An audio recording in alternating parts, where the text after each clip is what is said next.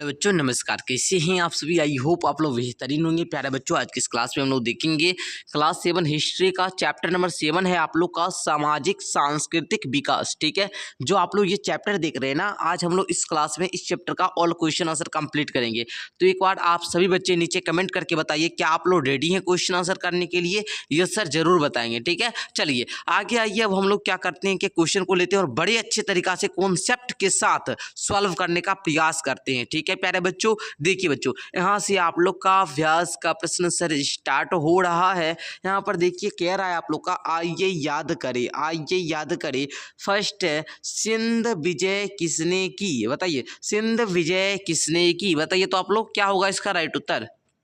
तो बच्चों, सिंध विजय जो किए थे वो मोहम्मद बिन कासिम, खौर नंबर वाला हो जाएगा राइट उत्तर। ओके, दूसरा प्रश्न देखेंगे बच्चों। दूसरा कह रहा है, महमूद गजनी के साथ कौन सा विद्वान भारत आया था। तो आप लोग बताइए तो इसका कौन सा होगा। तो बताएंगे सर अल बेरूनी आए थे। ठीक है, चलिए तीसरा क्वेश्चन आप लोग के सामने आ चुका है। कह रहा है, भारत में कुर्ता पायजामा का प्रचलन किनके आगमन से शुरू हुआ। तो बताइए तो आप लोग किनके आगमन से शुरू हुआ। सर बताएंगे खौर नंबर मुसलमान के आने से। ठीक है, मुसलमान के आगमन से कुर्ता पैजामा क्या हुआ, प्रचलन शुरू हो गया। चौथा देखिए कहता है, अलवार और नैनार कहाँ के भक्त संत थे। तो आप लोग बताएंगे सर दक्षिण भारत के, घौर नंबर वाला हो जाएगा। पांचवा देखिए कह रहा है, मोइनुद्दीन चिश्ती का दरगाह कहाँ है। तो ये आपके लिए छोड़ रहे हैं। ठीक है, इसको आप लोग नीचे कमेंट करके बताइएगा, इसका आप लोग के लिए उत्तर हम छोड़ रहे हैं। यदि बच्चों आप लोग को नहीं आएगा तो आप लोग नीचे पूछ लीजिएगा, सर 5 नंबर का कौन सा विकल्प सही होगा। ठीक है,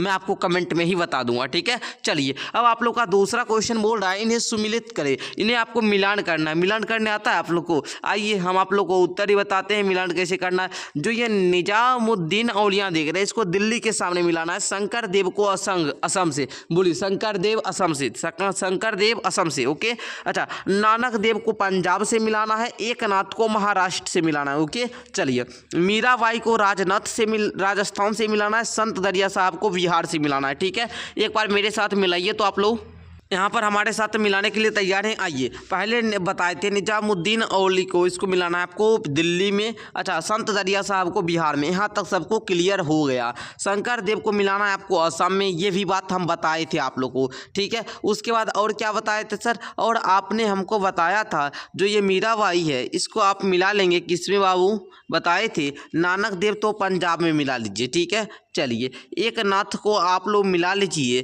किसमें बाबू, यहाँ पर देखिए महाराष्ट्र में, और मीराबाई को राजस्थान में। इस प्रकार आपका हो जाएगा। ठीक है, चलिए आप लोग स्क्रीनशॉट ले लिए ना, स्क्रीनशॉट लेकर रखा कीजिए। ठीक है, चलिए आइए अब आप लोग का 3 नंबर क्वेश्चन कह रहा है, आइए समझकर विचार करें। समझकर विचार करना है और 200 शब्दों में उत्तर देना है बाबू। ठीक है, समझिए क्वेश्चन ही बोल रहा है 200 शब्दों में उत्तर देने।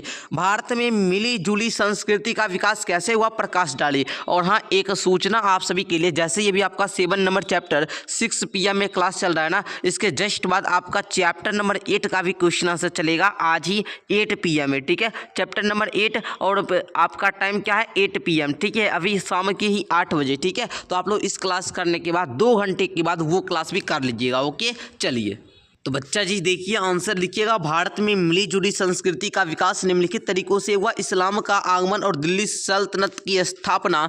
1206 में दिल्ली सल्तनत की स्थापना के बाद हिंदू और मुसलमानों के बीच बौद्धिक और आध्यात्मिक स्तर पर संपर्क बढ़ा।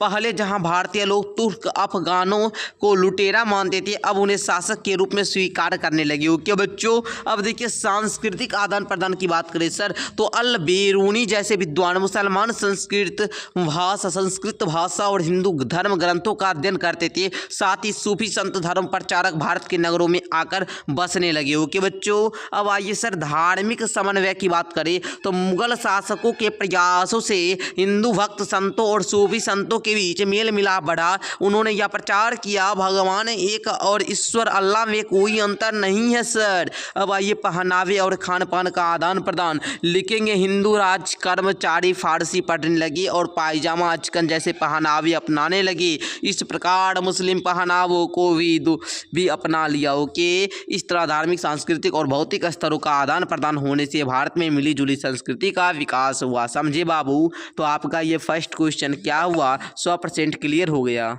ओके लिख लेंगे। चलिए आगे बढ़े सर। यस सर बढ़िए। दूसरा क्वेश्चन देखिए सामने आ चुका है आप लोग के। कह रहा निर्गुण भक्त संतों की भारत में एक समृद्ध परंपरा रही है। कैसी? लिखेंगे निर्गुण भक्त संतों की भारत में समृद्ध परंपरा रही है। इसके कारण निम्नलिखित है। ईश्वर की निराकरण धारणा। ये संत ईश्वर को रूप रहित या निर्गुण मानते थे। वे मूर्ति पूजा और कर्मकांडों में विश्वास नहीं करती थी। जाति पाति का विरोध का मतलब हुआ निर्गुण भक्त संतों ने जाति पाति छुआछूत और ऊंच नीच का घोर विरोध किया। वे समता और भाईचारे के पक्षधर थे। ओके बच्चों, कबीर और उनके उपदेश। लिखेंगे कबीर इन संतों में सर्वाधिक प्रमुख थे। उन्होंने हिंदू और इस्लामी धार्मिक आडंबरों की घोर आलोचना की। उनके उपदेश साकी और शब्द में संकलित है। ओके बच्चों, अन्य प्रमुख संत के बारे में लिखेंगे संत गुरु नानक देव और दरिया साहब भी इन निर्गुण भक्ति परंपरा के थे। गुरु नानक जी कहाँ के थे? तलवंडी ग्राम। इनका जन्म जो हुआ था 1469 ईस्वी में तलवंडी ग्राम में हुआ था, लाहौर में। ठीक है। अच्छा, दरिया साहब अपने बिहार के थे। ठीक है, ध्यान देंगे आप लोग। अच्छा, ये भक्त निर्गुण भक्ति के क्या थे? परंपरा। आप लोग पता हुआ सगुण के होते, लेकिन ये निर्गुण भक्ति करते थे। ये कैसे भक्त कवि थे? ये जो थे ये निर्गुण भक्त कवि थे। ठीक है। गुरु नानक का आप लोग एक कविता भी पढ़े होंगे, जो नर दुख में दुख नहीं माने, है ना। अच्छा, एक और है, राम नाम बिनु बिरथे जगी जन्मा। ठीक है, राम नाम के बिना इस जग में जन्म लेना व्यर्थ है। ठीक है, ये गुरु नानक देव की जी की ही रचना है। ठीक है, उन्होंने भी धार्मिक संकीर्णता और जाति पाति का विरोध किया है। इस प्रकार निर्गुण भक्ति परंपरा में भारत में समता, एकता और धार्मिक सहिष्णुता के संदेश को फैलाया है। यह एक समृद्ध और प्रभावशाली परंपरा रही है। ओके बाबू, आगे बढ़िए। बिहार में संत दरिया साहिब के बारे में आप क्या जानते हैं? लिखेंगे बिहार के महान संत दरिया साहब के बारे में निम्नलिखित जानकारी है। जैसे इनके कार्य क्षेत्र की बात करें तो दरिया साहब का कार्य क्षेत्र तत्कालीन शाहाबाद जिला था। कहाँ था जी? शाहाबाद जिला, जिसकी अब 4 जिले भोजपुर, रोहतास, बक्सर और कैमूर हो गए हैं। पहले इस सबको हम लोग शाहाबाद जिला के नाम से जानते थे। अब ये सब 4 जिला हो गया, भोजपुर, रोहतास, बक्सर, कैमूर। ओके, हमको बताएंगे कौन कौन बच्चे भोजपुर के हैं या कैमूर के हैं, नीचे बताइए। ठीक है, चलिए। धार्मिक विचार की बात करें तो दरिया साहब की एक ईश्वरीवादी और निर्गुणवाद के पक्षधर थे। उन्होंने ईश्वर को सर्वव्यापी, निराकरण और निर्गुण माना। वे अवतार पूजा को मानने से इनकार करते थे। प्रेम, भक्ति और ज्ञान उनका मानना था कि प्रेम के बिना भक्ति असंभव है, शक्ति के भक्ति के बिना ज्ञान अधूरा है। वे ईश्वर के प्रति प्रेम, भक्ति और ज्ञान का मोक्ष प्राप्ति का साधन मानते थे। जाति पंथ का विरोध। दरिया साहिब ने जाति प्रथा और छुआछूत का घोर विरोध किया। उनके अनुयायियों ने दलित वर्ग की संख्या अधिक थी। ओके, विचारों का प्रभाव के बारे में लिखेंगे दरिया साहब के विचारों पर इस्लाम का व्यवहारिक पहलुओं पर निर्गुण भक्ति का प्रभाव था। उनके अनुयायी भोजपुर, बक्सर, रोहतास और भभुआ जिलों में अधिक थे। ठीक है, भभुआ कहने का मतलब कैमूर जिला। ओके, प्रमुख उपदेश। एक, ब्रह्म सकल घटवासी वेदा की तेवा, दोनों परम परनासी ब्रह्मा विष्णु महेश्वर देवा सभी मिली रहीन ज्योति सेवा जैसे उपदेश उनके विचारों को प्रदर्शित करते हैं। इस प्रकार दरिया साहिब बिहार के महान निर्गुण भक्त संत थे। निर्गुण भक्त संत थे जिन्होंने समता, एकता और धार्मिक सहिष्णुता का संदेश दिया। समझे आप लोग? यस सर बताएंगे। मनेरी साहब बिहार के महान सूफी संत थे। कैसे? लिखेंगे मनेरी साहब बिहार के महान सूफी संत थे। इसके कारण निम्नलिखित हैं। पहला कारण हो जाएगा फिरदौसी परंपरा का प्रतीक। मनेरी साहब जो थे फिरदौसी परंपरा के प्रमुख सूफी संत थे। उन्होंने इस परंपरा को बिहार में मजबूत करने का कार्य किया। समन्वयवादी संस्कृति के प्रणेता मनेरी साहब ने संकीर्ण विचारधारा, जाति पाति और धार्मिक कट्टरता का विरोध किया। उन्होंने मिली जुली संस्कृति के निर्माण का सक्रिय प्रयास किया। जनार्दन और धर्म प्रचार। मनेरी साहब ने मनेर से लेकर मुनारगांव तक की यात्रा और जन किया। बाद में वे राजगीर, बिहार शरीफ में तपस्या पर धर्म प्रचार में लीन रहे। साहित्यिक योगदान की बात करें बाबू तो लिखेंगे फारसी भाषा में उनके पत्रों के 2 संकलन मकूतेबाते सदी और मकूतबात प्रमुख है। उन्होंने हिंदी में भी कई रचनाएं लिखी है जिसमें उन्होंने ईश्वर को सूफियाना ढंग से व्यक्त किया। ओके, लिख लेंगे आप लोग। यहाँ तक समझे तो एक बार यस सर जरूर कमेंट में बरसाइए आप लोग, ठीक है। मैं आपको बता रहा हूँ जो भी मैं उत्तर दे रहा हूँ लगभग 200 शब्दों में देने का प्रयास कर रहा हूँ और आपको पॉइंट वाइज बताता हूँ। इतिहास को समझना है तो पॉइंट वाइज आपको पढ़ना होगा, ठीक है ना बाबू। पॉइंट वाइज इसलिए दिया जाता है आंसर ताकि पॉइंट में बच्चा जल्दी याद कर लेता है। आप पूरा खिस्सा की तरह भी देते हैं ना तो याद नहीं होता आपको।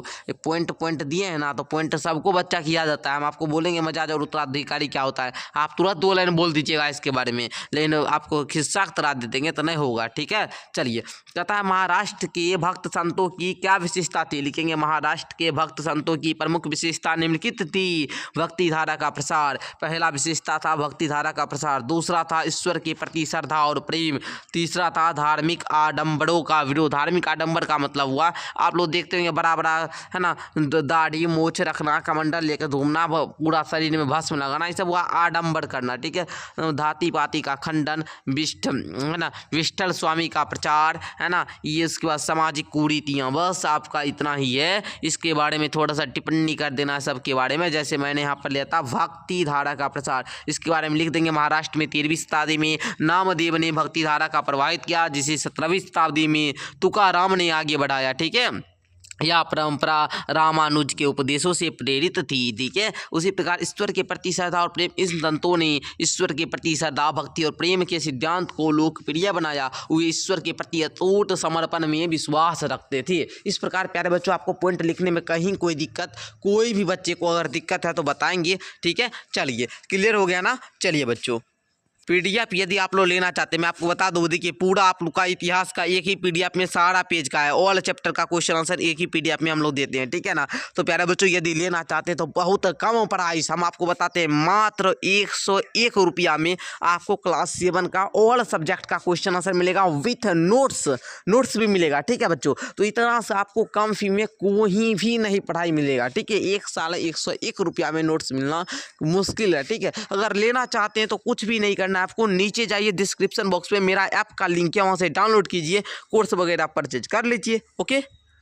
तो बच्चों इस प्रकार मैंने आप लोगों को हर एक क्वेश्चन का उत्तर बताया, आप लोग को समझ में आ गया होगा, आप लोग लिख भी लिए होंगे कॉपी पर, ये मैं आशा करता हूँ, ठीक है। चलिए बच्चों मिलते हैं नेक्स्ट क्लास में। आपको ध्यान रखना है कि अभी आपका शाम के 8 बजे, ठीक है, 8 बजे मतलब 8 PM में आप लोग का चैप्टर नंबर 8 का क्लास है, तो जुड़ना मत भूलिएगा, ओके। धन्यवाद बच्चों।